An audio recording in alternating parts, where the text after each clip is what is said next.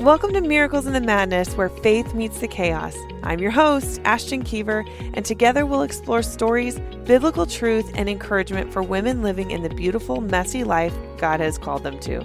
Each week, we'll dive into real-life testimonies, practical encouragement, and biblical insights to help you walk faithfully through the everyday madness. Ready to get started? Let's go. So as many of you know, I think I told this story on here before, I became a parent about 1 month before our little world around where I live shut down because of the COVID-19 virus. At that time, I cannot imagine a worse scenario for beginning my parenting journey, because I was personally sitting in this place of longing for more community and more connection and more advice from other Christian mamas who have gone through what I was experiencing. I found a deeper longing for the Lord and interest in gaining a deeper relationship with Him. I had no idea how much community really would matter in my faith journey. Now that we have come on the other side of COVID and I finally have found this very large, well-rounded group of supportive and encouraging women around me, I want to share them with you. And I want to encourage you to find the same community.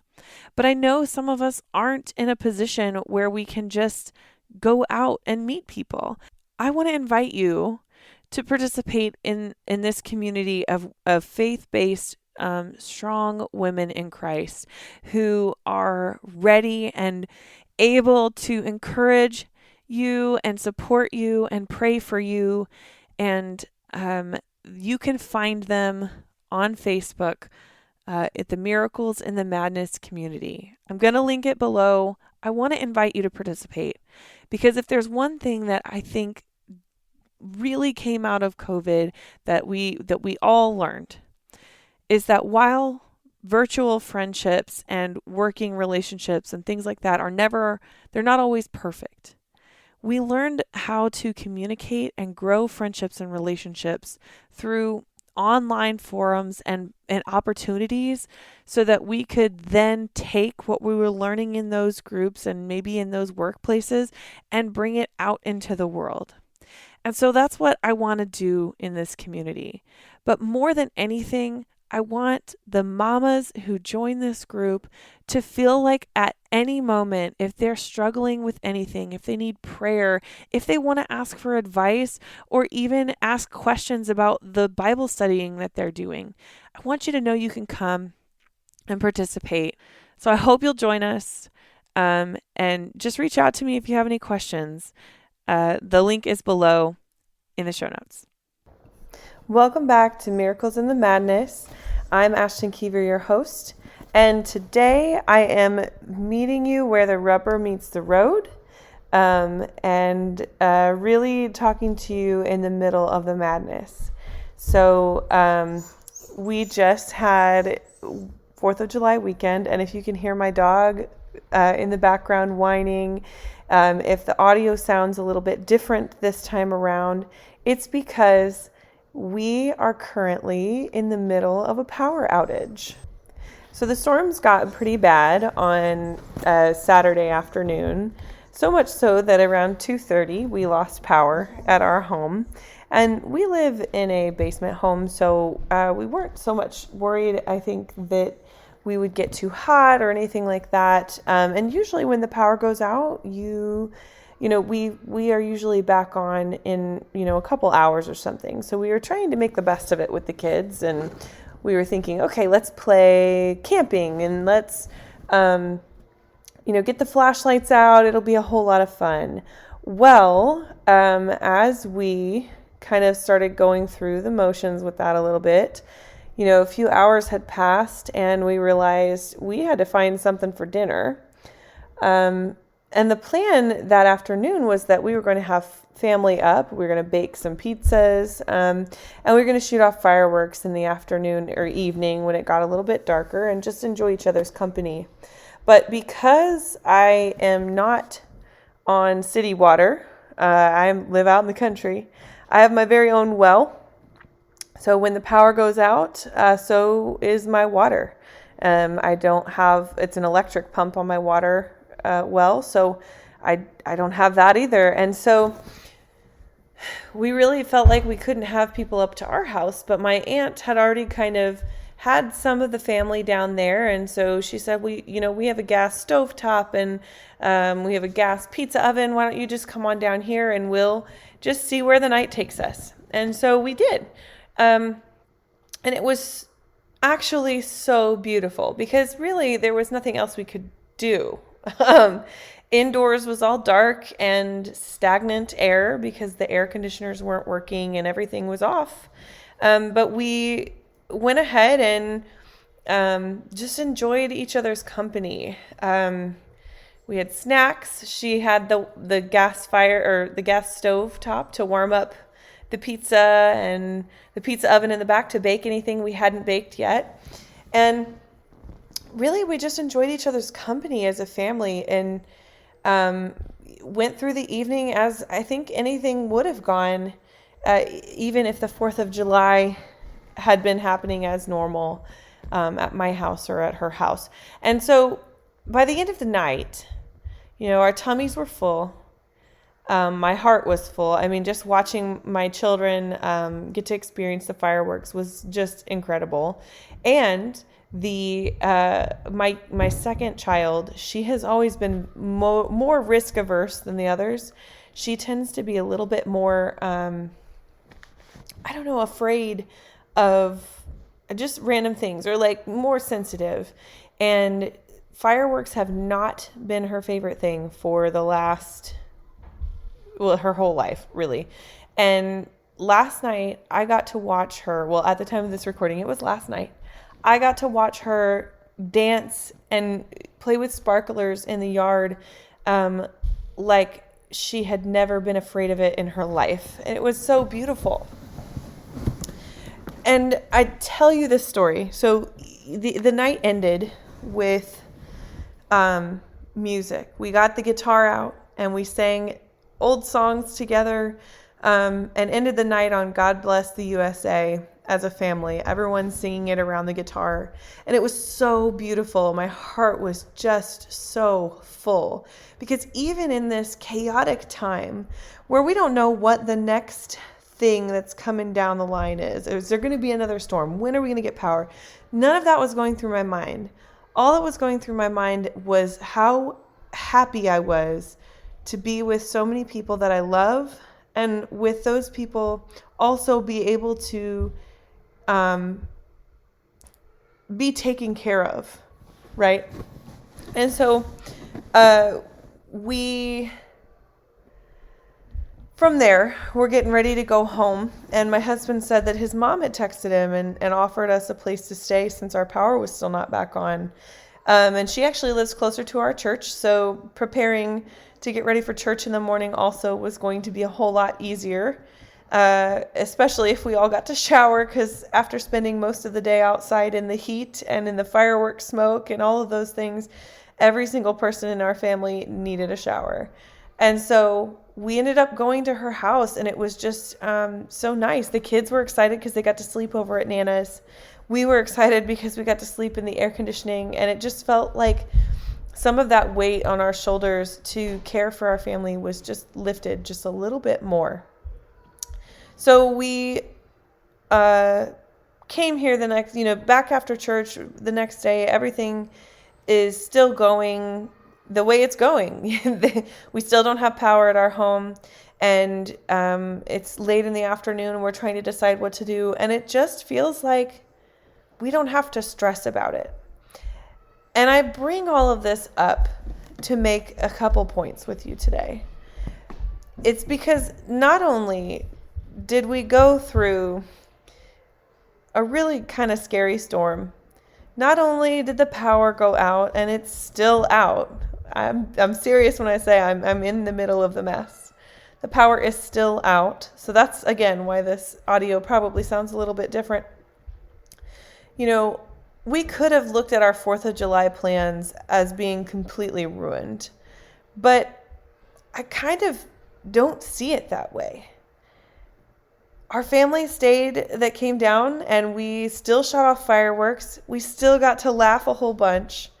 We still sat around the fire singing. Generations of the family all together at once, singing and praise. Like, for me, it felt like such a praise to God, even though the songs that we were singing didn't necessarily talk about God. Just the act of singing together like that feels like worship to me. And I can't stress it enough that in the middle of all of this chaos, there was just this incredible peace. And so it all made me kind of think about,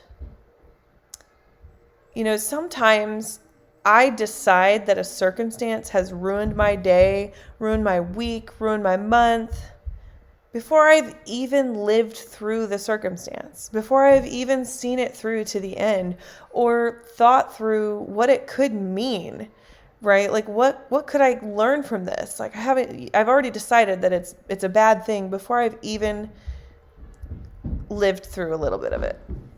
And so I have a few points that I want to make with you today that I've kind of pulled out of this mess that I think were worth sharing. So the first one I want to touch on is there is so much power in reframing. This is something that I do a lot, and I'm happy to share some stories about that with you. But reframing is not gaslighting yourself. like if you want to see it that way, I guess that's like a negative way to look at it. But honestly, sometimes reframing is what allows me to see the good in the garbage.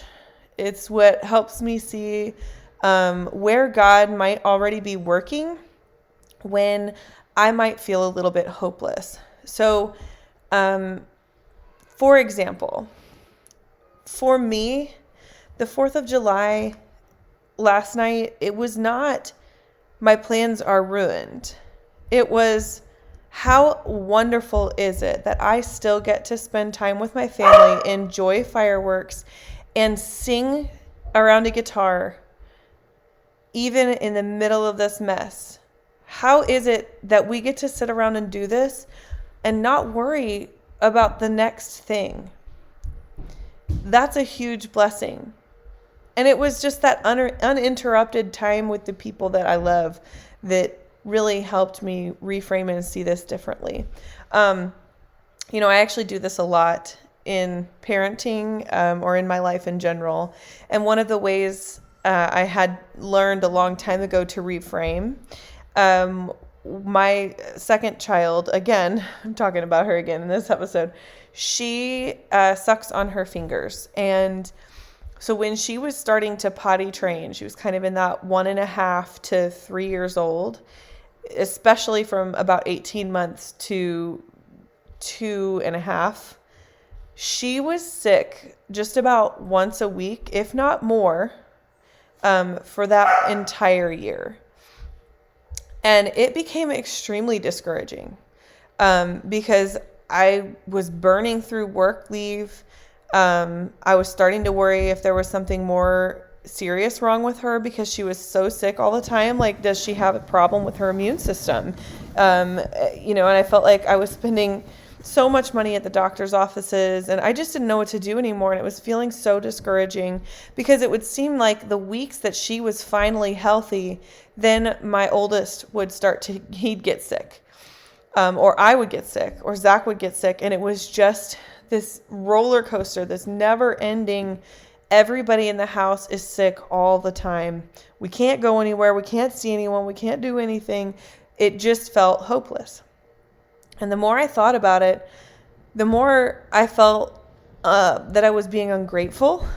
I realized, what if God is allowing all of this illness to befall my household and family because I have not taken each opportunity to not only thank him when we get better, but also to be grateful that it's time I get to spend with my family. It is unfiltered time with my family. And I also think sometimes about when I get sick personally, and it's usually when things are super crazy and it's the most inconvenient time to be sick.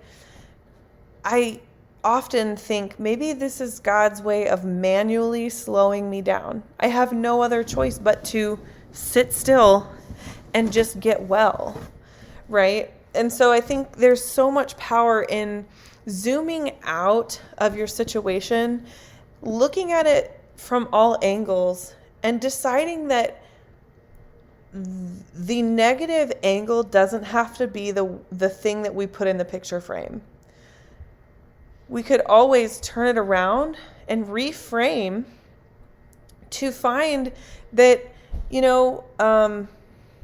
it isn't what it seems like at first.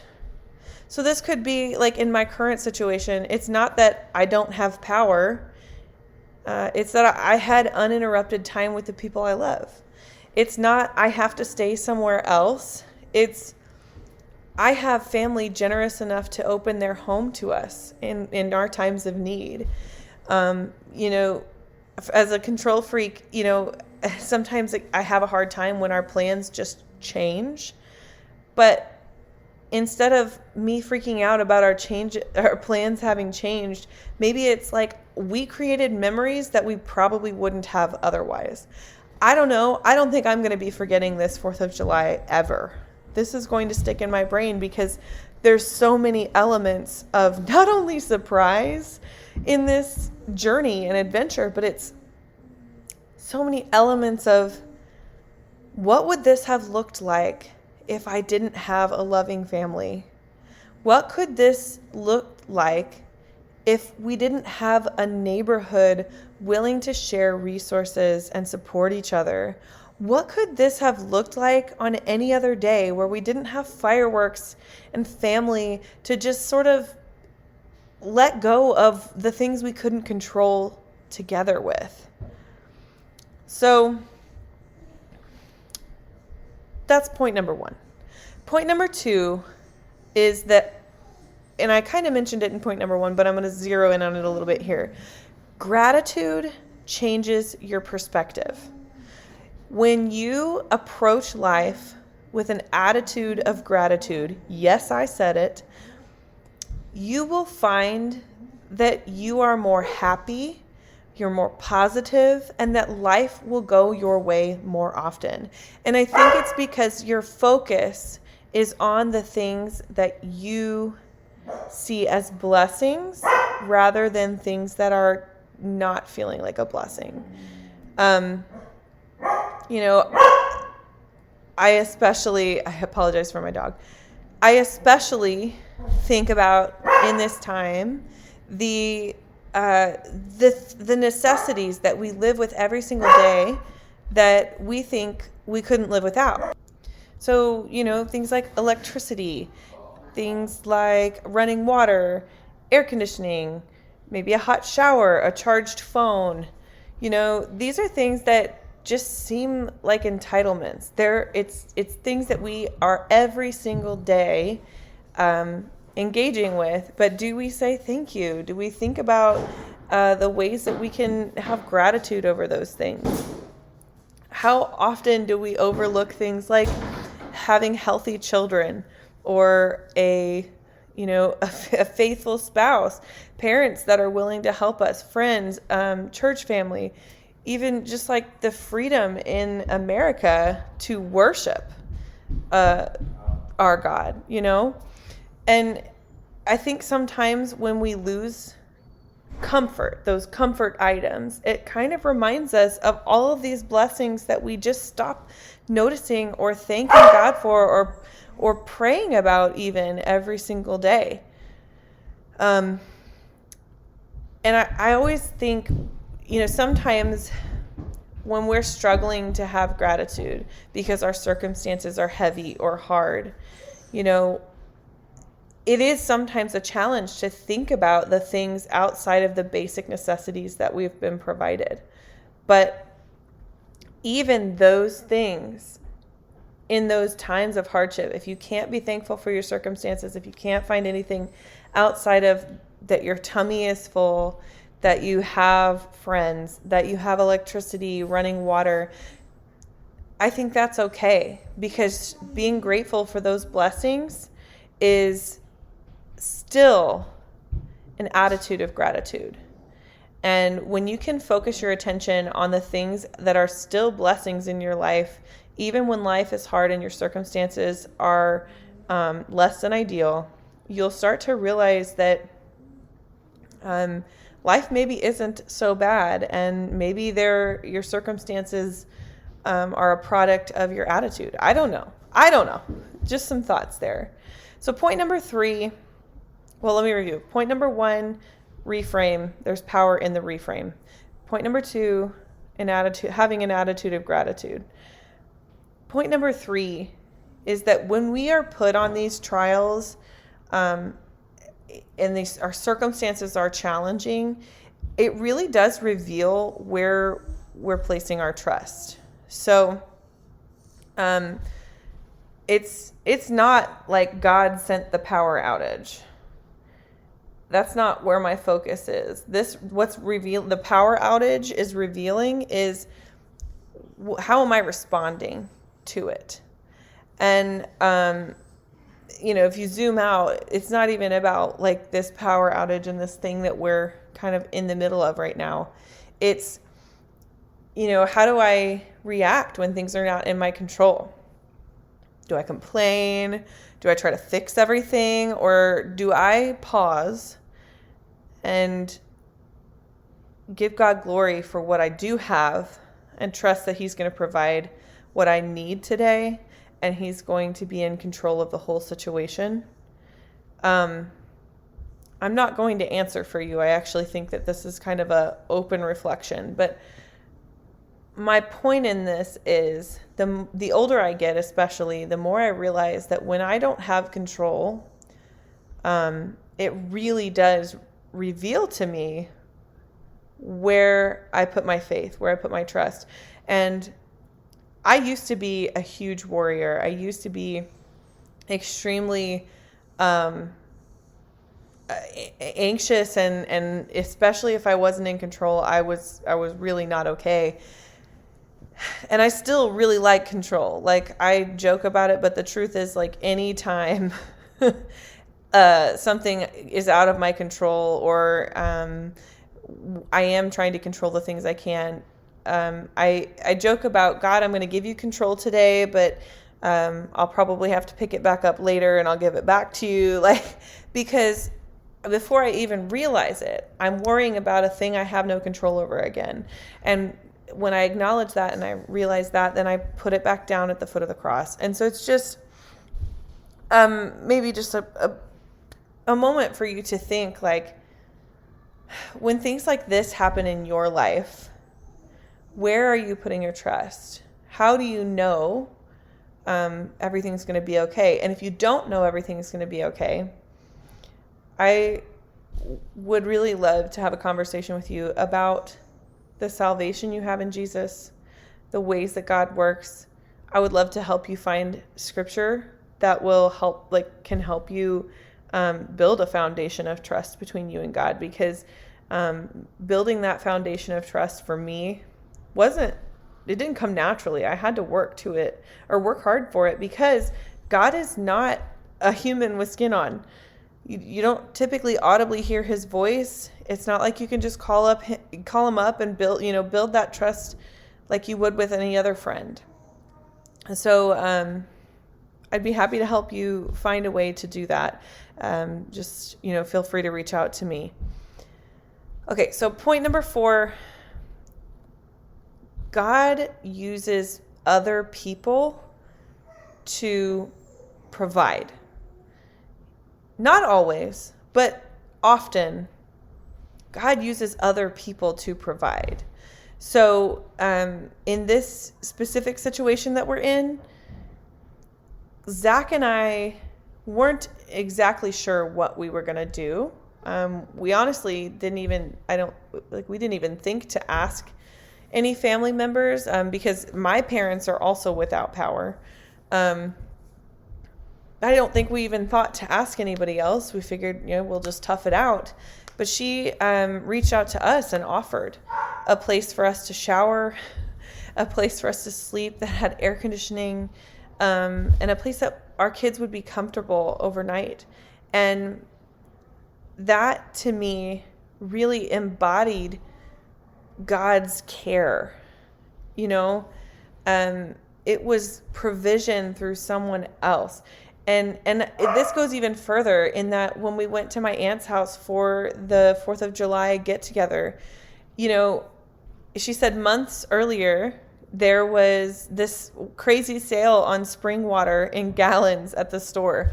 And she said, I don't know why, but I just thought I should get that. And she said she bought 6 gallons of drinking water. And her husband was like, why did you buy 6 gallons of drinking water?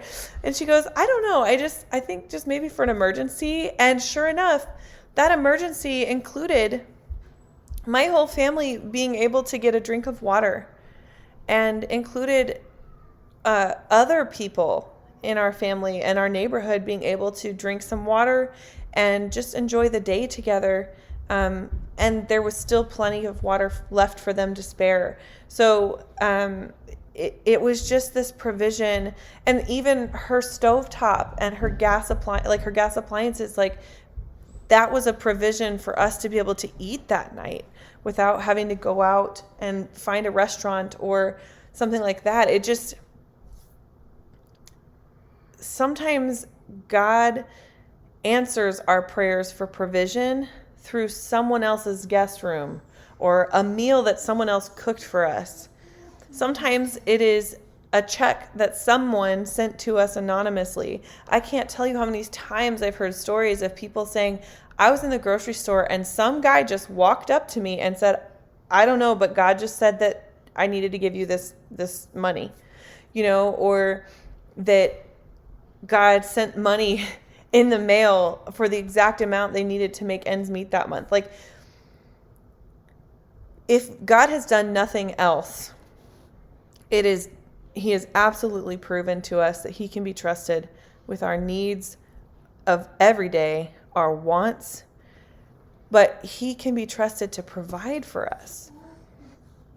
So I talk about this sometimes, and I don't even know if I've talked about it on the podcast, but somebody reminded me once that if you are trying to save someone the trouble, right? So there was this time that I was in need of a piano player for the weekend to help with worship.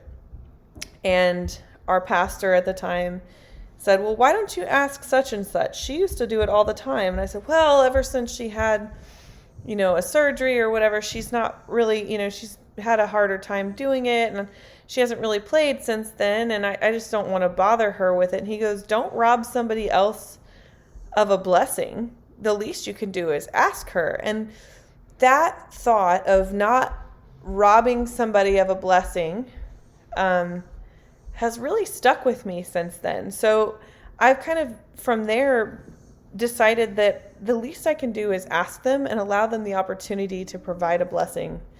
And if they aren't the one to provide it, they'll just let me know. So just some food for thought there. But also, how can you be the blessing for other people? There's a generosity and a selflessness and a humility that comes with being a child of God that doesn't always come easy or natural. And so how can you, when you are in a place of wealth or in a position to have a cup that's overflowing or a full belly, is there a way that you can share that with someone else? Just, again, food for thought. Okay, and then my last point is the power of togetherness. So through all of this, what I have noticed is the reason it has felt doable, the reason we have felt provided for, we have felt peace, is that even when we could have spent our evening frustrated, and even when the day wasn't going well, we still chose to be together with the people we love and acknowledged the power of being together with the people we loved. And it was that reminder of we just get to sit around this guitar with headlamps on to see the music and each other and just sing. We get to sing about how much we love our country, about one wheel on my wagon, and I'm still moving along. We get to sing the unicorn song, which I have never heard before, but my kids absolutely loved it and thought it was pretty funny. It's a story about Noah's Ark and how he accidentally left the unicorns behind. They thought it was great. They loved it, and my Uncle Mike sang for them. It was so fun. But in the middle of all of this chaos, the light in our family remained. The power was out. It was dark everywhere. But that light in our hearts and in our family remained. And so it wasn't, the inconvenience isn't what settled in my heart from the 4th of July. I did not dwell on that. That actually was such a small part of the day. For me, it was the most important things in our life. They don't require electricity. They don't require necessarily running water. That spending time together and just singing and supporting each other completely changed my perspective of how the day went, was going, or even could have gone. So I don't know what you're going through. I don't know what your circumstances look like, but I would challenge you to, in your current circumstances, take a little extra time to look for those blessings. What ways might God be providing for you that you just haven't noticed? Is there a simple gift that you've stopped thanking Him for? I don't know. I just wanted to share that with you, and I wanted to just put it out there that in our times of struggle, there is so much to be learned. And sometimes being introspective enough to not only zoom out and reframe a situation or have gratitude in a situation that feels hopeless. Not only are those things important, but to also be able to identify where your trust is. Is it in God or is it in man? Is it in your internet or is it in the Word of God physically in your hand? I don't know. Where's your trust? But finally, being okay with letting other people into our mess, right? Letting other people see our mess enough to know how they can be a blessing in our mess. I'm going to say that again. In order for other people to know how to be a blessing, you have to allow them to see your mess. We want to live these lives that look picture perfect, as if we came out of a magazine. And I was just talking with a friend about this the other day. We kind of had this conversation about cleaning for comfort. But sometimes growing up, it was, if we're going to have people over, our house had better look like a magazine before they arrive. And that is simply not attainable in my household at this time in our lives. Because we have 3 children running around who look at an area of our house and it gets messier. So letting people in, even when your house is still a mess, even when your life is still a mess, if you don't let them into the mess, they don't know how to help you through the mess. And it's harder for them to see the ways that God is asking them to bless you in your mess. And that really ties it all together with togetherness. When you let other people into your mess, you're not walking alone anymore. You're choosing the relationships that God has blessed you with as a way to focus on the right things. Keep your heart in the right place. I know for a fact when I sit in a room and I get to, even when I get to lead worship in those stormy Sunday mornings, or,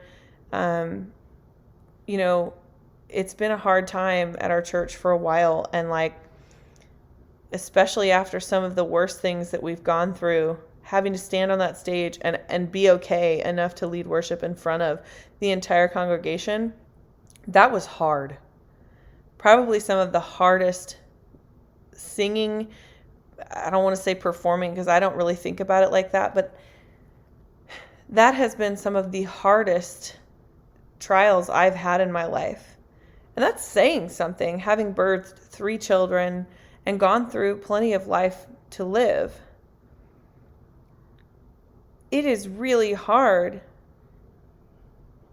in those times to stay focused on the right thing. But knowing I was doing it in community, together with other people, is what has pulled me through some of the hardest times yet.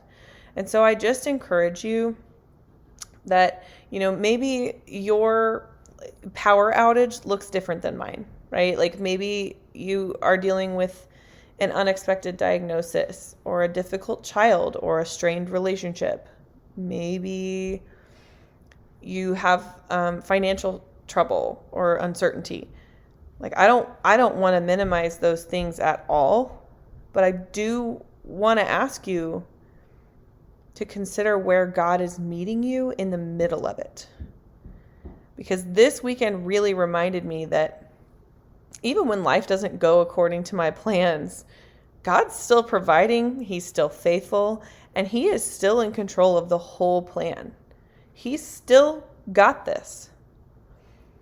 I don't have to stress about it. He's really got it all under control. So,